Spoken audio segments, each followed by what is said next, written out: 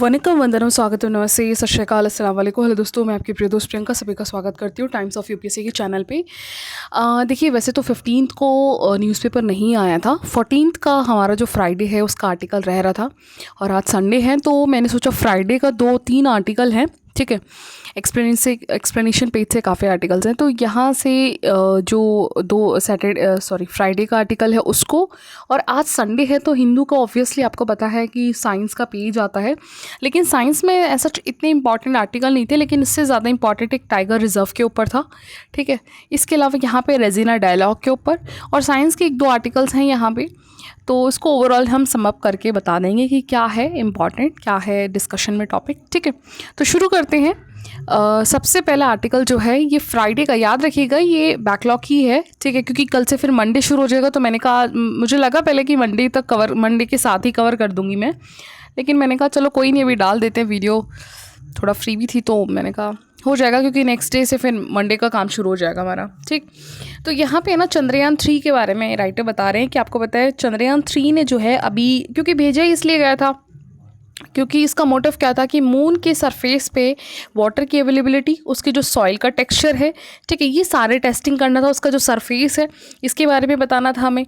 तो यहाँ पे बताया गया है कि अभी फिज़िक्स रिसर्च लेबोरेटरी अहमदाबाद में है, जिसने एनालाइज किया है चेस्ट इंस्ट्रूमेंट के द्वारा, CHASTE इंस्ट्रूमेंट के द्वारा, जो विक्रम है ऑन बोर्ड, जो लैंडर था, उस जो विक्रम लैंडर है उसी में ही लगा हुआ ये एक इंस्ट्रूमेंट है, उसका एनालाइज आपको लोकल नीचे स्टेशन पे मिलेगा।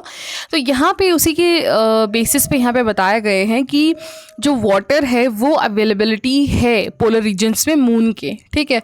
तो यहाँ पे इस चीज़ को कंफर्म, ऑल्दो इससे पहले नासा ने भी अपने सैटेलाइट्स के थ्रू बताया था कि यहाँ पे मून में जो है एविडेंस है आइस से कि यहाँ पे पहले कभी आइस स्टेजेस रहे हैं पोलर रीजन्स में, और यहाँ पे वाटर की अवेलेबिलिटी है, ठीक है। इसके अलावा यहाँ पे अगर हम बात करें तो देखिए राइटर ये बता रहे हैं कि देखिए इंडिया ना तारीफ़ काबिल है, क्योंकि ये जो स्पेस सेक्टर है ना, पिछले अगर आप 10 से 15 साल के अंडर में देखोगे तो इंडिया ने बहुत ही तेज़ी से काम करना शुरू किया है। मतलब ऑल्दो नो डाउट 1960s के बाद से ही इसरो जो है अपना काम कर रहा है, और ये एक बूमिंग सेक्टर है ना। अब जैसे टेक्नोलॉजीज़ बढ़ती जा रही हैं उसके हिसाब से, ऑल्दो और जैसे नासा के सामने, यूरोप के सामने या जापान के सामने इतने सैटेलाइट्स हमने नहीं भेजे हैं, लेकिन जितने भी भेजे हैं वो क्वालिटेटिव हैं, वो अच्छा खासा उसने जो है रिजल्ट दिया है, ठीक है। तो इसी की यहाँ पे राइटर जो है तारीफ़ कर रहे हैं। और अगर आप कंपैरेटिवली परफॉर्मेंस भी देख लोगे ना न्यूक्लियर साइंस में भी, तो इंडिया ने काफ़ी इंपॉर्टेंट लेसन्स दिए हैं। तो यहाँ पे गवर्नमेंट की कम्युनिटी को भी यहाँ पे राइटर बता रहे हैं कि हमें स्पेस साइंस टेक्नोलॉजीज़ पे और इम्पॉर्टेंट जो है इन्वेस्टमेंट करने की ज़रूरत है। और नो डाउट गवर्नमेंट ने अब इसको जो है प्राइवेट पार्टनरशिप, जिसको PPP बोलते हैं, प्राइवेट पार्टनरशिप जो है प्राइवेट पब्लिक पार्टनरशिप के अंडर में भी जो है स्पेस को ले गए हैं। पहले स्पेस पूरी तरीके से होली जो है वो गवर्नमेंट के अंडर में था, जिसकी वजह से प्राइवेट का इंटर्न जो है या अंदर जो इन्वेस्टमेंट है वो नहीं हो पाता था। तो अब क्या, प्राइवेट के प्लेयर्स के एंटर से क्या होता है कि अब आपके पास सैटेलाइट्स के लिए जो कॉस्ट है या फिर जो फंडिंग का जो इशू होता था ना, अब वो कहीं ना कहीं कम हो गया है, ठीक है। तो यहाँ पे वही चीज़ इसमें बताई गई है, बाकी ठीक है, ठीक है। इसके अलावा यहाँ पे एक आर्टिकल है वाइल्ड लाइफ मिसमैनेजमेंट का। एक्चुअली ना राइटर कुछ डेटा बता रहे हैं, ऑल्दो ये पूरा आर्टिकल ना मेंस पर्सपेक्टिव से है। क्या है इसमें, राइटर बताना चाह रहे हैं कि देखिए अभी रिसेंटली आपको पता होगा कि जो वनतारा है, जो मुकेश अंबानी जी के जो सन हैं, उन्होंने वनतारा जो एक वाइल्ड रेस्क्यू है, ऑल्दो ये प्राइवेट जू है, ठीक है, याद रखिएगा प्राइवेट है ये, और जू है, उसको इनॉग्रेशन करा था जिसमें हमारे ऑनरेबल प्राइम मिनिस्टर भी गए थे। और इस चीज़ को बहुत सारे सेलिब्रिटी जो उनके फ्रेंड्स हैं, उनके क्लोज बडीज़ हैं, जैसे विराट कोहली, सचिन तेंदुलकर, शाहरुख खान, इन सबों ने उसे बहुत ही बड़ा अचीवर के फॉर्म में से सेलिब्रेट किया और पिक्चर्स शेयर्स करे, प्रेज करा इसे, है ना। तो यहाँ पे राइटर ना रियलिटी की बात कर रहे हैं। वो तो चलो प्राइवेट, उनके पास अच्छा खासा फंड है भैया, उनके पास पैसा है तो वो इन्वेस्ट कर रहे हैं, लेकिन बैक टू द रियलिटी, जहाँ पे हम जैसे कॉमन मैन रह रहे हैं, जहां हमारे आसपास का जो सराउंडिंग इन्वायरमेंट है वहां पे क्या सिचुएशन है। तो यहाँ पे राइटर बता रहे हैं अभी रिसेंटली गवर्नमेंट के द्वारा भी 100 करोड़ का चीता रीअलोकेशन एक्सरसाइज लॉन्च किया गया था, ठीक है, अफ्रीका से हम लाए थे। लेकिन यहाँ पे भी ना, तो उस प्रोजेक्ट में ना आपको पता है कम से कम 8 चीता जो थे उसमें से 3 क्यूब जो उनके बच्चे उनकी डेथ हो गई है। ठीक है, तो ये ऑल्दो गवर्नमेंट के द्वारा इनिशिएटिव जो है इसके लिए पार्लियामेंट में भी काफ़ी डिस्कशंस हुए थे, है ना। और यहाँ पे नियरली बोला गया 50% ही सक्सेस रेट है, क्योंकि वो जो क्यूब हैं, जो टाइगर है, वो एडॉप्ट नहीं कर पाए हमारे गिर नेशनल पार्क, सॉरी एमपी का जो नेशनल पार्क था, कूनो नेशनल पार्क, है ना। वहाँ की गर्मी और कुछ टाइगर्स की भी डेथ हुई थी, क्योंकि उनमें जो लगे हुए बेल्ट्स थे, उनके जो कॉलर बेल्ट था, उसकी वजह से काफ़ी ज़्यादा रैशेस, बहुत ज़्यादा उन्हें प्रॉब्लम फेस करना पड़ा। ठीक है, तो यहाँ पे ऑल्दो इसके बारे में राइटर बता रहे हैं कि देखिए ब्रॉडर लेवल पे अगर आप बात करोगे, ministry of environment, forest and climate change भी ना देयरली 73 क्रिटिकल इंडेंजर्ड स्पीशीज़ हैं जिसे अभी कवर करना बाकी है डेटा के अकॉर्डिंग। सबसे बेस्ट एग्जाम्पल है अभी ग्रेट इंडियन बस्टर्ड का, जो अभी 100 एनिमल में से जो बचे हुए हैं, कुछ ऐसे 100 एनिमल्स हैं जिन्हें बहुत ज़्यादा ज़रूरत है कंजर्व करने की, according to the government data 21-22। 2021 में भी सुप्रीम कोर्ट ने बोला था कि इस पे कंसर्न है, इसे सेव करना बहुत ज़्यादा ज़रूरत है, ग्रेट इंडियन बस्टर्ड को। ठीक है, ये राजस्थान का बर्ड है, याद रखिएगा, स्टेट बर्ड है, और इसे प्लीज़ इसका जो IUCN है, ये सारे जो हैं, तो आप एक बार प्लीज़ इसको रिवाइज़ कर लीजिएगा इसका, क्योंकि क्वेश्चंस आ सकता है ऑप्शन में। इन्वायरमेंट का टॉपिक है तो मीन्स वैसे तो ये मेंस ओरिएंटेड है, लेकिन कुछ कुछ जैसे ग्रेट इंडियन बस्टर्ड्स हो गए, इसके अलावा चीता हो गया, और गवर्नमेंट के प्रोजेक्ट्स रिसेंटली कौन कौन से हुए हैं, किस एनिमल के लेकर हुए हैं, उनका IUCN स्टेटस क्या है, उनका नेचर क्या है, वो नॉकटेल है यानी रात को जगते हैं या दिन में डे टाइम पे काम करते हैं, क्या कैसा इन्वायरमेंट उनकी एडेप्टेबिलिटी होती है, ये सारी चीज़ें जो है आपको एक बार कवर करना है। ठीक है, तो यहाँ पे कुछ इश्यूज बता रहे हैं गवर्नमेंट के द्वारा जो प्रोजेक्ट्स लिया जाता है। जैसे सबसे पहला इशू है, देखिए पहले जो है क्या होता था, टाइगर प्रोजेक्ट 1973 में शुरू हुआ, उसके बाद 1980s में एलिफेंट टाइगर शुरू हुआ, लेकिन अब क्या कर दिया, इन दोनों को मर्ज कर दिया गया है। और अगर आप 19 से बात करोगे, 2019 से 2023 तक ना, जो बजट है ना, रीअलोकेशन यानी बजट करना इन सारे प्रोजेक्ट्स पे, वो रिड्यूस हो गया है काफ़ी हद तक। ठीक, इसके अलावा डेवलपमेंट जो स्कीम्स होते हैं, जो स्पेशली वाइल्ड लाइफ से होते हैं, वो भी कम से कम उन पे जो फोकस है वो 20% कम हो गया है। तीसरा इशू जो सबसे मेजर है वो है ह्यूमन एनिमल कॉन्फ्लिक्ट। आए दिन आप देखते हो कि कोई लेपर्ड है वो विलेज में एंटर कर गया, कोई टाइगर है कोई सिटी के अंडर में आ गया, किसी शॉप पे आ गया, आपने आए दिन देखा होगा। इवन एलिफेंट का अटैक केरला में तो बहुत ही नॉर्मल है। 2019 से 2023 के बीच में कम से कम 2800 डेथ सिर्फ और सिर्फ एलिफेंट के अटैक से हुआ है ना। और यहाँ पे केरला में अगर आप देखोगे तो 2021 से 24 के बीच में कॉन्फ्लिक्ट ना कम से कम 316 जाने गए हैं और 3700 लोग जो हैं घायल हुए हैं, इंजर्ड हुए हैं, सिर्फ और सिर्फ मैन और एनिमल्स के कॉन्फ्लिक्ट्स में, जिसमें टाइगर तो स्पेसिफिकली नियरली 300 डेथ्स हुई हैं, 75 टाइगर्स मारे भी गए हैं इस वजह से। क्योंकि क्या होता है कि जब जान की बात आ जाती है तो ऑब्वियसली चाहे वो कितना ही इंडेंजर्ड हो या कितना ही क्रिटिकल हो, एक्शन तो उठाना पड़ेगा, या तो लोग मार देते हैं या फिर जो फॉरेस्ट ऑफिसर्स है वो मार देते हैं। बचाना बहुत ज़्यादा ज़रूरी है इंसान को।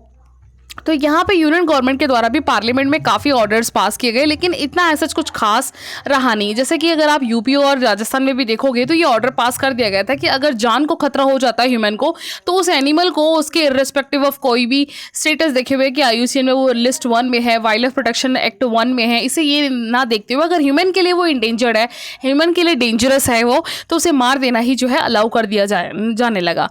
ठीक है, लेकिन रिसेंटली अभी गवर्नमेंट ने बिल भी पास किया है, फॉरेस्ट कंजर्वेशन अमेंडमेंट बिल 2023, जिसमें ये बोला गया है कि हमें फॉरेस्ट कवर जो कंजर्वेशन का जो एरिया है ना वो बढ़ाना पड़ेगा। देखिए एनिमल अपने टेरिटरी से कब आते हैं, जब आप उनके टेरिटरी में अपना सेटलमेंट बसा लेते हो। और आपको पता है इन्वायरमेंट में ही जो है आपका कोर होता है, फिर बफर होता है ना, उसके बाद कोर होता है, ट्रांजिशन जोन होता है, उसके बाद बफर जोन होता है। जब आप बफर से ट्रांजिशन जोन के बिल्कुल नियर आ जाते हो तो ये कोर एरिया से, जो ये एनिमल कोर एरिया में रहते हैं, वो बफर एरिया तक एंटर कर जाते हैं। और बफर एरिया में सेटलमेंट्स होने की वजह से क्या होता है कि ये बहुत बड़ा इशू हो जाता है ह्यूमन कॉन्फ्लिक्ट का। ठीक है, तो यहाँ पे जो एरिया है इन्होंने बोला कंजर्वेशन का 100 किलोमीटर जो लाइन ऑफ कंट्रोल है या फिर लाइन ऑफ एक्चुअल कंट्रोल कह सकते हो, उसे हमें बढ़ाने की जरूरत है। ऑल्दो राइटर यहाँ पे क्रिटिसाइज कर रहे हैं कि ऐसे मुद्दे पर लोकसभा में सिर्फ और सिर्फ 30 मिनट तक ही इस पर डिस्कशन हुआ, इसको ज़्यादा तवज्जो नहीं दिया गया है। ठीक है, तो यहाँ पे इवन होम मिनिस्ट्री जो प्राइम मिनिस्टर है उनका जो होम स्टेट है यानी गुजरात है, वहाँ पे भी 286 लायंस और 456 लेपर्ड्स जो है लास्ट 2 साल में मारे गए हैं। क्योंकि ह्यूमन एनिमल कॉन्फ्लिक्ट की वजह से। इसके अलावा 23-24 में भी अगर आप देखोगे तो एवरेज 45 एनिमल्स हैं जिनकी डेथ स्टेट्स के जूज में हुए हैं। सेंट्रल जू अथॉरिटी के अकॉर्डिंग जो है फर्दर रैंकिंग अगर आप देखोगे तो गुजरात काफ़ी पुअर स्टेट में आता है मेंटेनेंस में, या फिर अगर आप कह लो कि ये इस तरह के इश्यूज बहुत ज़्यादा देखने वाले स्टेट्स में आता है। ठीक है, तो यहाँ पे राइटर ना एक चीज़ क्रिटिसाइज कर रहे हैं। देखिए ये ना फिलैंथ्रोपिक हो गया, मतलब ना कि पॉलिटिकल पार्टी भी पता क्या है अपना फ़ायदा देखती है, क्योंकि वोट बैंक का तो काम नहीं करते एनिमल की भैया अगर आपने हज़ार जो जानवर है उनको बचाया या रेस्क्यू किया तो आपको जो है इतना वोट मिलेगा उस रीजन से, ये तो कोई कॉन्सेप्ट ही नहीं है ना। तो इस वजह से कहीं ना कहीं राइटर क्रिटिसाइज कर रहे हैं कि क्या होता है कि पॉलिटिकल पार्टी इन पे इन्फेसाइज जितना करना चाहिए वो नहीं करती, और करती भी तो फिर लेटर ऑन टाइम जैसे जैसे निकलता है इन्फेसाइज करने का जो रेशियो है वो कम हो जाता है। तो हम कहीं ना कहीं यहाँ लैग कर रहे हैं जिस चीज़ पर राइटर बता रहे हैं। हमें जो है ह्यूमन और एनिमल के वेलफेयर पे काम करने की ज़रूरत है, उनकी वेटरनिटी पे रिसर्च करने की ज़रूरत है कि जब तक इन्वायरमेंट और ह्यूमन का जो बैलेंस है, जो इन्वायरमेंट है वो बैलेंस नहीं रहेगा तब तक सर्वाइवल बहुत मुश्किल हो जाएगा आपका। ठीक, तो यहाँ पे एक बुक का एग्जांपल दे रहे हैं। 70 साल पहले भी जॉर्ज ऑरवेल ने एक बुक लिखी थी, Animal Farm. All animals are equal but some animals are more equal than others. ठीक है, तो ये आर्टिकल है, अच्छा खासा आर्टिकल है ये। इसके अलावा एक article national board for wild life है। देखिए ये ऑर्गेनाइजेशन बहुत इंपॉर्टेंट है, यूपीएससी की प्रीलिम्स में ऑलरेडी कई बार आ चुका है, तो प्लीज़ आप इस पर एक बार अच्छे खासा स्टडी कर लीजिएगा। इसमें ऑल्दो दे रखा है, तो देखिए इसमें प्राइम मिनिस्टर की अभी फुल बॉडी मीटिंग हुई है। लास्ट मीटिंग इससे पहले 2012 में हुई थी, ठीक है, जब हमारे prime minister farmer Manmohan Singh थे। अब जो है अब एक बहुत फुली, ऑल्दो इसकी छोटे छोटे हर 6 साल में या 4 साल में मीटिंग होती है, लेकिन फुल मीटिंग जो हुई है वो अब हुई है। ठीक है, और इसमें मेनली न्यू इनिशिएटिव जो है लॉन्च किया इन्होंने घड़ियाल और इंडियन ग्रेट बस्टर्ड्स को जो है कंजर्वेशन करने के लिए। ठीक है, इसमें मेनली फोकस किया गया है। और इसकी अगर हम वाइल्ड लाइफ पॉलिसी की बात करें तो देखिए ये मेनली जो है wild life protection act 1972, Indian board wild life 1952, इनके अंडर में ये काम करता है। जो national board wild life body जो है एनबीएल, जिसको बोर्ड वाइल्ड लाइफ ये बोलते हैं, national board for wild life, ये एक एपेक्स बॉडी है, याद रखिएगा। ठीक है, इसको गवर्नमेंट जो है एडवाइस देती है, ये गवर्नमेंट को एडवाइस देती है policy regarding the wild life forest setting up a new national park.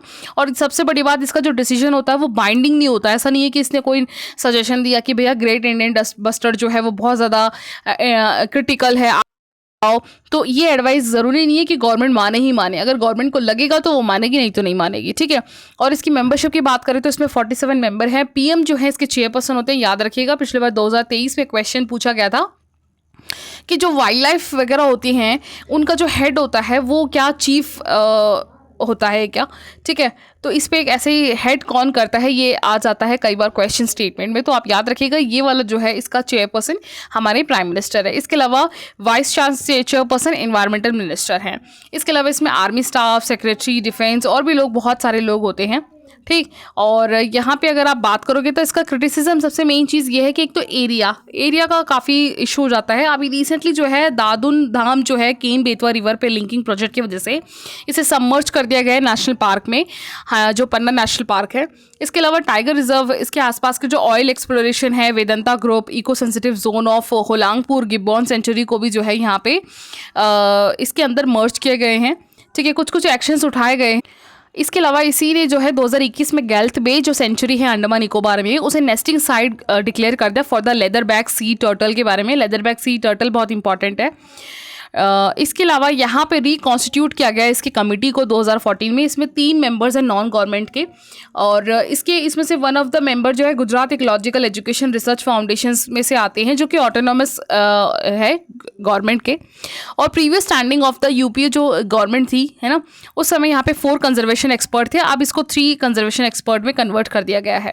ठीक, देखिए ये जो इंडियन वर्ल्ड लाइफ जो है, ठीक है, नेशनल इंडियन वाइल्ड लाइफ, इसकी जगह जो है पहले IBL था, नेशनल बर्ड लाइफ जो है, इससे पहले 1952 में आपका Indian board for wild life था, जिसकी शुरुआत श्री जय महाराजा वाडियार जो मैसूर के राजा थे उनके द्वारा शुरू किया गया था।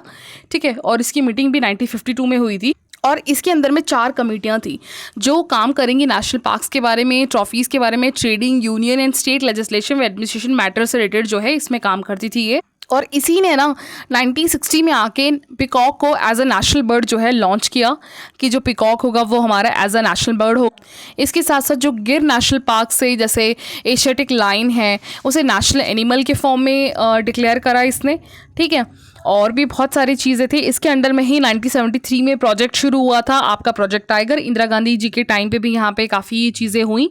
1962 में यहाँ पे जयराम जो है इन्होंने बताया कि a life in nature book भी जो इंदिरा गांधी जी की थी उसमें इन्होंने मेंशन किया था इसके बारे में। और लेटर जो है जब चेयरपर्सन जब प्राइम मिनिस्टर इंदिरा गांधी थी तो ऑब्वियसली उनका ही हेड होना था, तो उनके टाइम पे केवलादेव नेशनल पार्क जो भरतपुर में है उसे इस्टेब्लिश किया गया। इसके बाद नेशनल प्लान एक्शन अडॉप्टेड हुआ 1983 में। ठीक, तो ये थोड़े थोड़े चीज़ें हैं। प्राइम मिनिस्टर मनमोहन सिंह के देवगौड़ा के टाइम पे जो है टाइगर क्राइसिस आ गया था, है ना, इलीगल ट्रेड होने लगे तो टाइगर टास्क फोर्स लॉन्च किया गया 2005 में ताकि टाइगर्स को कंजर्व कर सके। ठीक, तो ये चीज़ें आप एक बार कर लीजिएगा। इसके बाद यहाँ पे ना देखिए केस है कि जर्मन की कंपनी है RWE जो रिन्यूएबल एनर्जी बनाती है, इसके ऊपर ना एक किसान है जर्मन के ही जो है वो है, उनका नाम सॉल लिलियो मिस्टर लिलियो के नाम से हम डिस्कस करते हैं। इन्होंने केस करा है। इनका कहना ये है कि ये जो जर्मन की बहुत बड़ी जाइंट कंपनी है ना, इसके द्वारा क्या होता है, जितने भी इसने इलेक्ट्रिसिटी प्रोड्यूस करी है इसकी वजह से इसने कोल का यूज़ किया है। ठीक है, तो कोल का यूज़ करते टाइम क्या होता है कि यहाँ पे बहुत ज़्यादा CO2 एमिट हुआ और इस CO2 के वजह से इनका जो एरिया है, जिस एरिया में ये रहते हैं वहाँ पे हौरास करके इनका टाउन है, उनके आसपास जो ग्लेशियर्स हैं वो बहुत ज़्यादा मेल्ट हुए। तो इस पर इन्होंने केस कर दिया। और तो इसके जो लोकल अपेक्स कोर्ट था इसने रिजेक्ट कर दिया। इन्होंने कहा कि अब जो है इनके प्रोजेक्ट में इन्होंने जितना भी इन्वेस्ट किया 3.5 मिलियन का, कम से कम इससे 21 यूरो तो इन्हें देना ही देना होगा, क्योंकि इनके प्रोजेक्ट की वजह से 0.5% ग्लोबल मैनमेड ग्रीन एमिशन जो है, ग्रीन हाउस गैस एमिशन हुआ है। ठीक है, लेकिन यहाँ पे लोकल जो कोर्ट्स हैं इन्होंने केस को कैंसिल आउट कर दिया था, लेकिन वापस इन्होंने सिविल कोड जो है, जर्मन सिविल कोड लॉ के बेसिस पे इन्होंने वापस केस जो है फाइल किया है। तो ऑल्दो इसका जो रिजल्ट है वो मंडे को आएगा, कल पता चलेगा क्या है। और यहाँ पे ना 2021 में, क्योंकि देखिए रिजेक्ट कोर्ट ने, अपेक्स कोर्ट ने भी इसलिए किया, उनके लोकल कोर्ट ने, क्योंकि देखिए उन्होंने कहा कि CO2 ना पूरे वर्ल्ड वाइड का एक इशू है, पर्टिकुलर एक इंडस्ट्री की वजह से नहीं हो सकता। लेकिन इनका कहना है कि ये जिस रीजन में लोकेटेड है ना वहाँ काफ़ी ज़्यादा चेंजेस देखने को मिले हैं जब से ये कंपनी इस्टेब्लिश हुई है। ठीक है, तो ये एक इशू है, बाकी देखते हैं। बाकी यहाँ पे ना एक US सपोर्ट फार्मर्स का एक आर्टिकल है। एक्चुअली देखिए क्या होता है, आपको पता है अभी ये ना US वेट कर रहा है टैक्स लगाने के लिए, तो सीधा सीधा बोल दे कि भैया इंडिया का एग्रीकल्चर सेक्टर भी ना दूर नहीं है। आपको पता है इंडिया से एग्रीकल्चर के काफ़ी कमोडिटीज़ US एक्सपोर्ट होता है, और USA से भी काफ़ी कमोडिटीज़ जो है इंडिया में आता है एग्रीकल्चर का, क्योंकि USA में काफ़ी अच्छा खासा जो है एग्रीकल्चर का एक है ग्रोथ है। तो यहाँ पे ना राइटर कंपेयर कर रहे हैं, क्योंकि देखिए आपको पता है WTO में ना USA ने कंप्लेन करा था इंडिया के लिए कि इंडिया जो है अपने फार्मर को WTO के गाइडलाइंस के अनुसार जो है वो सब्सिडी नहीं देता, वो ज़्यादा सब्सिडी देता है। अब ज़्यादा सब्सिडी देने से क्या होगा कि इंडिया के जो फार्मर्स होंगे उनकी जो फसल होगी वो बहुत सस्ते दाम में उत्पादित होगी, मतलब बहुत सस्ते में वो प्रोडक्शन करेंगे। जब दाल सस्ते में प्रोडक्शन हो जाती है या सोयाबीन कोई भी चीज़, तो वो एक्सपोर्ट भी सस्ता ही करेगा। तो जब एक्सपोर्ट सस्ता होगा तो क्या हुआ, अब USA या फिर किसी भी कंट्री में जाएगा, स्पेशली USA ने अपने स्टैंड पे बोला कि USA में आता है तो वो जो वहाँ के फार्मर्स हैं USA के, उनके कंपैरेटिवली इंडिया का जो प्रोडक्ट होता है वो चीप होता है। तो कंपटीशन भैया यही है कि इंडिया के जो प्रोडक्ट है वो ज़्यादा लेंगे USA में। ठीक है, तो इस चीज़ पे यहाँ पे इसने US ने काफ़ी पहले से, ये 2000 कम से कम 19 से ये इशू है। ठीक है, तो यहाँ पे राइटर ने एक ग्लिम्स बता रहे हैं कि भैया आपको रियलिटी चेक दिखाएं तो US से जो है ना इंडिया से ज़्यादा अपने फार्मर को पर एनुअल जो सब्सिडी देता है ना वो सबसे ज़्यादा देता है। उनकी खुद की जो इनकम है ना वो बहुत ज़्यादा है USA की फार्मर्स की एज़ कम्पेयर इंडिया के। तो यहाँ पे राइटर बता रहे हैं कि अगर आप डेटा देखोगे ना, अब जैसे एक डेटा देखोगे NSSO के according, national statistic office situation assessment survey 2019 के अकॉर्डिंग USA में 1.82 मिलियन फैमिली है जो खेतियों पे डिपेंड है, लेकिन इंडिया में 93 मिलियन लोग हैं जो एग्रीकल्चर हाउस होल्ड है। आप सोचो कितना ज़्यादा ह्यूज वेरिएशन है। दूसरी बात, USA में जितने भी लोग एग्रीकल्चर में है ना उनकी सालाना आय पता कितनी है, इनकम $97,000 $97,984 पता कितना हुआ, नियरली 85 लाख के आसपास हुआ साल भर की आय जो होती है। लेकिन वही इंडिया की जो है $80,620, मतलब सॉरी, इवन इंडिया के जो नॉर्मल हाउस होल्ड्स हैं उनकी तो $80 ही है, $80,000, जबकि ये $97,000 है, यानी वहाँ के फार्मर्स ज़्यादा रिच हैं। ठीक है। तो यहाँ पे राइटर एक चीज़ और बता रहे हैं कि देखिए यहाँ पे दो तीन कॉन्सेप्ट है। एक है पीएलसी का कॉन्सेप्ट, प्राइस लॉस एवरेज, और एक है एग्रीकल्चर रिस्क कवरेज। यहाँ पे क्या होता है, पीएलसी में क्या होता है कि जैसे ना प्राइस लॉस कवरेज में मान लीजिए वीट है, कॉर्न है, बार्ले है, ओट्स, राइस, लेंटिल्स, कोई भी चीज़ होती है कि अगर जैसे हमारे इंडिया में तो एमएसपी है। एमएसपी में क्या होता है कि सरकार अनाउंस कर देती है फसल की कटाई से पहले कि भैया एक फसल 100 रुपये की है तो 100 से कम नहीं जाएगी एमएसपी के। भले मार्केट प्राइस 110 जा सकती है लेकिन 100 से कम नहीं होनी चाहिए। ऐसा नहीं है कि आप 90 में बेच रहे हो, 80 में बेच रहे हो, नहीं। एमएसपी क्या होता है, क्रॉप के प्राइस को उसकी कॉस्ट से कम ना चला जाए उसको बचाती है। और गवर्नमेंट प्रोक्योर भी करती है एमएसपी में जो जो फसल है ना, 22-23 फसल है हमारे इंडिया में जो लिस्टेड है, 23 फसल वो प्रोक्योर भी लेती है, वो गवर्नमेंट लेती भी है क्योंकि गवर्नमेंट के पास पीडी सिस्टम भी है ना, बांटती है वो चावल दाल वगैरह। लेकिन यूएसए में क्या होता है, पीएलसी जो प्राइस लॉस कवरेज है ना, इसके अंडर में ये कवर तो करती है जैसे एमएसपी है, लेकिन प्रोक्योर नहीं करती है गवर्नमेंट यहाँ की, यूएसए की। ठीक है। दूसरी चीज़ जो है एआरसी। एआरसी में क्या होता है कि ये एक पेमेंट होता है जब मान लीजिए जितना भी इन्होंने प्रोडक्शन किया और जब मार्केट में आया तो एक्चुअल जो बेंचमार्क प्राइस है, अगर वो उस वजह से वो अगर इन्हें बेनिफिट नहीं दे रहा, बेंचमार्क प्राइस में उन्हें नहीं बिक्री हो रही है, तो एआरसी कवर होता है। तो यहाँ पे गवर्नमेंट ही लोगों को पैसे देती है। ठीक है। तो यहाँ पे राइटर बता रहे हैं कि ऐसे ही पीएलसी, एआरसी और ऐसा ही एक है डेयरी मार्जिन कवरेज प्रोग्राम जो फाइनेंशियल असिस्टेंस देते हैं, जो मेनली ये फार्मेड जो मिल्क प्रोडक्ट वगैरह बनते हैं और उसकी जो कॉस्ट बहुत ज़्यादा होती है, तो यहाँ पे यूएसए की गवर्नमेंट ये सारे सपोर्ट करती है। तो पीएलसी, एआरसी, डीएमसी ये सारे एक तरह से सब्सिडीज़ हैं यूएसए के फार्मर्स को। ठीक है। लेकिन अगर आप इंडिया की बात करोगे ना, और यहाँ पे सबसे बड़ी बात, यहाँ पे डायरेक्ट दिए जाने वाले जो पैसे हैं ना, 2020 तक अगर आप देखोगे तो पहले उससे पहले 9 बिलियन दिया जाता था, उसके बाद 9 बिलियन से कम 45 बिलियन दिया गया है। और कोविड में भी ना कम से कम 30 बिलियन का जो है पेंडेमिक के टाइम पे भी दिया गया है पैसा, और एक्स्ट्रा 38% यानी जो नॉर्मली जो सब्सिडी मिलती है उससे ज़्यादा ही सब्सिडी जो है पेंडेमिक के टाइम पे यूएसए ने अपने फार्मर्स को दिए हैं यहाँ पे। ठीक है। ऑलरेडी डेटा याद रखने की ज़रूरत नहीं है। और यहाँ पे यूएसए का खुद का गवर्नमेंट डेटा बोलता है, गवर्नमेंट अकाउंटेबिलिटी ऑफिस ये खुद ये बात बताता है कि यहाँ पे जो हम क्रॉप्स के बेसिस पे लोगों को देते हैं ना, यहाँ पे 27 कंप्लीटली प्रोग्राम्स है जिसमें लोगों को सपोर्ट किया जाता है। जैसे यहाँ पे सेंटर गवर्नमेंट, क्योंकि आपको पता है यूएसए का जो पॉलिटिकल स्ट्रक्चर है, यहाँ पे स्टेट भी और सेंटर भी है ना। तो यहाँ पे सेंटर भी अलग से सब्सिडी देता है और स्टेट भी देती है अलग से। तो यहाँ पे जैसे मार्केट फैसिलिटी हो गया या फिर फाइनेंशियल डिस्ट्रप्शन हो गया, ये 30 मिलियन, 26 मिलियन, पीएलसी एआरसी के बीच में 18 बिलियन है ना। बिलियन में है ये, मिलियन में नहीं है, बिलियन में। सोचिए इतना खर्च करता है। ठीक है। और ये सारे जियो के अकॉर्डिंग इतने लोगों को जो है यहाँ पे पैसा दिया जाता है, फार्मर्स को, वो भी डायरेक्टली। यहाँ पे राइटर इंडिया को क्या बता रहे हैं कि आपको क्या सीखने की ज़रूरत है। और अगर आप हमारे इंडिया में देखोगे तो अभी डायरेक्टली अगर कुछ मिल रहा है हमारे फार्मर्स को, तो वो मिल रहा है प्रधानमंत्री किसान सम्मान योजना, जिसका बजट है 63 करोड़ 500। ठीक है। तो यहाँ पे इसके बेसिस पे साल भर हम 6,000 हमारे फार्मर्स को देते हैं। ठीक, सालाना, वो भी 2 इंस्टॉलमेंट में, 2000 के इंस्टॉलमेंट में। ठीक है। ऐसा ही कुछ जो है यूएसए में भी मिलता है, लेकिन वहाँ इतना नहीं है, इससे ज़्यादा है, कई गुना ज़्यादा है। ठीक। तो यहाँ पे जैसे राइटर बता रहे हैं कि 11 मिलियन नियरली अगर आप देखोगे तो यहाँ पे जैसे यूएस जैसे हमारे तो 6,000 दिया जाता है, वहाँ पे फार्मर्स को हर साल 26 लाख सब्सिडी में दी जाती है। तो अमाउंट देख रहे हो कितना ज़्यादा है। तो वो सीधी बात है, राइटर यहाँ बता रहे हैं कि और अगर इस प्रेशर से, टैक्स के प्रेशर से अगर आप अपना मार्केट ओपन कर देते हो ना यूएसए के लिए, तो इससे बड़ा ब्लेंड हमारे फार्मर्स के लिए कुछ भी नहीं होगा। इससे बड़ी गलती कुछ नहीं हो सकती गवर्नमेंट के लिए। ठीक है। क्योंकि भाई वैसे ही उनके पास इतनी सब्सिडी है, उनका इनकम का सोर्स इतना तगड़ा है, और आप अपना गेट ओपन कर दोगे कि हाँ आप टैक्स आप नहीं लगा सकते, हम भी नहीं लगा रहे, और आप बेचो अपना सामान, तो हमारे फार्मर्स के लिए तो बहुत बड़ा लॉस होगा ये। ठीक है। तो ये आर्टिकल था इसका। इसके बाद यहाँ पे ना देखिए ओवरऑल टाइगर रिजर्व के बारे में बेसिकली इन्फॉर्मेशन क्या है कि 9 मार्च को इन्वायरमेंटल जो मिनिस्ट्री भूपेंद्र यादव है, इन्होंने अनाउंस किया है कि सेंटर ने नया national park, Madhav national park, जो कि मध्य प्रदेश में, ये 58th टाइगर रिजर्व होगा। ठीक है। ये ऑलरेडी पहले नेशनल पार्क था, इसको टाइगर रिजर्व और डिक्लेयर कर दिया, क्योंकि पहले यहाँ पे टाइगर नहीं था। यहाँ पे टाइगर अभी रिसेंटली ही लॉन्च किए गए और उसने बच्चा दिया, तो उसके बाद उसकी संख्या और बढ़ गई है। ठीक है। तो यहाँ पे उसके बाद सबसे बड़ा जो लार्जेस्ट स्टेट है वो है एमपी, जिसके पास सबसे ज़्यादा टाइगर्स है। उसके बाद महाराष्ट्र, राजस्थान, तमिलनाडु, कर्नाटका है, जिनके पास 5-5 टाइगर्स हैं। ठीक है। तो यहाँ पे कुछ डेटास बताएं, पहले हमारे पास कितने थे, अब कितने हैं। लेकिन ये मैप बहुत ज़्यादा इंपॉर्टेंट है। प्री में अभी तक ऐसा क्वेश्चन नहीं आया कि किसके पास सबसे ज़्यादा नेशनल पार्क है। अभी तक लार्जेस्ट नेशनल पार्क आया है, स्मॉल आया है, लेकिन ये नहीं आया कि कितना ज़्यादा किसके पास है। तो ये डेटा प्लीज़ आप अपडेटेड है, याद रख लीजिएगा, एज इट इज़ स्क्रीनशॉट लेके रख लीजिएगा आप इसको, ठीक है। बहुत इंपॉर्टेंट है, लिख लीजिएगा यार भले किसके पास कितना ज़्यादा है। और यहाँ पे ये बात है कि कौन क्या करता है। अब ये है कि कब कब किसने निकाला।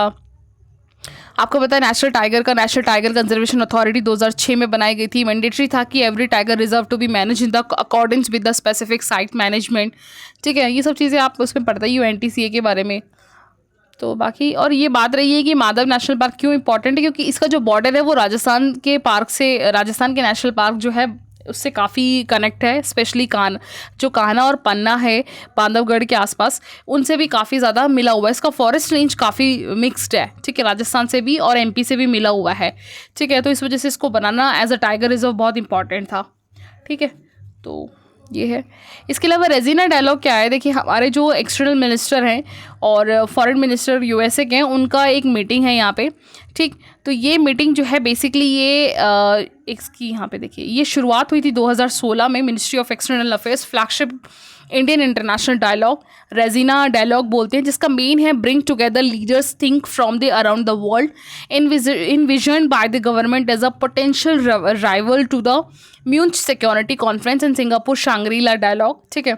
तो यहाँ पे इंडिया एक्चुअली बात ही है ना, इंडिया होस्ट कर रहा है इसको। और रेजिना डायलॉग, रेजिना जो आपका प्रेसिडेंट हाउस है ना दिल्ली में, आपने देखा होगा जिसपे प्रेसिडेंट हाउस है पूरा, लोकसभा के पार्लियामेंट के बिल्कुल जस्ट लेफ्ट साइड में बना हुआ है, ओल्ड पार्लियामेंट के पास।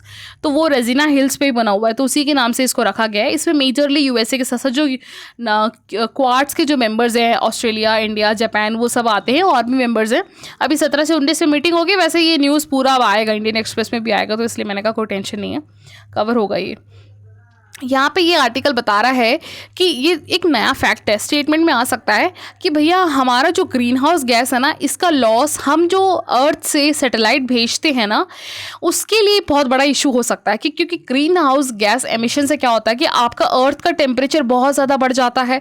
तो यहाँ पे जब आप सैटेलाइट लॉन्च करते हो तो आपको अपना वेदर फोरकास्ट भी देखना होता है, तो इससे इम्बैलेंस होने के चांसेस ज़्यादा हैं। और हमारे जो है नियरली 25 से 40 मिलियन सैटेलाइट्स जो है अप्रॉक्सीमेटली इक्विवेलेंट हमारा जो है, इन्होंने बोला जो डिस्ट्रीब्यूशन हमारे ऑर्बिट ऑब्जेक्ट्स में हमें भेजने थे वो लॉस हो सकते हैं ग्रीन हाउस गैस के एमिशन ज़्यादा बढ़ने से आने वाले टाइम पे, ठीक है। इसके अलावा यहाँ पे एक मेलोडिसिस करके एक डिजीज़ बताया है जो मॉनसून में स्प्रेड होता है, और इसका केस स्पेशली ओडिशा में देखा गया है। ये काफ़ी ज़्यादा एक वायरल डिजीज़ है। ये नाम याद रखिएगा, इसका साइंटिफिक नाम जो है कॉज्ड बाय ये वायरस जो है, इन्फेक्शन जिसके वजह से हुआ है, बुरखोल्डिया स्यूडोमैलेई है, आई थिंक ऐसे ही प्रोनाउंसिएशन किया जाता है। इससे इनहेलेशन की जो बहुत ज़्यादा प्रॉब्लम होती है। क्या होता है इसका मेन कॉज, इन्होंने बताया कि देखिए रेनफॉल, टेम्परेचर, ह्यूमिडिटी की वजह से क्या होता है कि सॉइल में इम्पैक्ट होता है। इस जैसे बैक्टीरिया है, पहली बात तो ये याद रखने का, वायरस नहीं है, सॉरी, ये बैक्टीरिया है, और ये बैक्टीरिया बहुत जल्दी बढ़ता है और मानसून के टाइम पे बहुत ज़्यादा ये इसका इम्पैक्ट देखने को मिलता है उड़ीसा के रीजन्स में, ठीक है। तो यही इसमें मेन बताया गया है। और ये जिससे ये दे रखा मैनी रीज़न इसके हैं, लेकिन मेजर रीज़न इसका बैक्टीरिया है, ठीक है। इसके अलावा यहाँ पे नेक्स्ट आर्टिकल यहाँ पे ये है कि देखिए हम HIV एड्स को जो हम जिस ड्रग से क्योर करने की कोशिश करते हैं, ऑल्दो क्योरेबल नहीं है लेकिन कंट्रोल किया जा सकता है, इफाविरेंस करके, ठीक है। तो उसी से इन्होंने बताया कि हमारा जो चिकनगुनिया है जो 2006 से सबसे ज़्यादा देखने को मिला, और अभी रिसेंटली 2023 में भी बहुत लोगों को देखने को मिला, मॉस्किटो से होता है ऑब्वियसली, ठीक है। और ये मॉस्किटो जो है एडीज एगिप्टी मॉस्किटो से जो है ट्रांजिशन होता है इसका, ठीक है। तो उसको कंट्रोल करने की कोशिश करी जाइए। यहाँ पे इसका क्योर करने का यहाँ पे जो है अभी ट्रीटमेंट अवेलेबल नहीं है क्योंकि चिकनगुनिया का। तो यहाँ पे पता है HIV एड्स से जो होता है ट्रीटमेंट, वैसा ही यहाँ पे चिकनगुनिया के लिए एंटीवायरल जो है बनाने की कोशिश की जा रही है, ठीक है। और इसके अलावा यहाँ पे इतना सच इंपॉर्टेंट आर्टिकल नहीं था। ये H1F1 एवियन के बारे में इंजेक्शंस बनाया जा रहा है जो इन बर्ड से जो चिकन होते हैं वगैरह से फैलते हैं। ये H5N1 एक बार एवियन के बारे में, इन्फ्लुएंजा के बारे में आप एक बार गूगल कर लीजिएगा, ठीक है। तो ये आज की न्यूज़ थे, थैंक यू।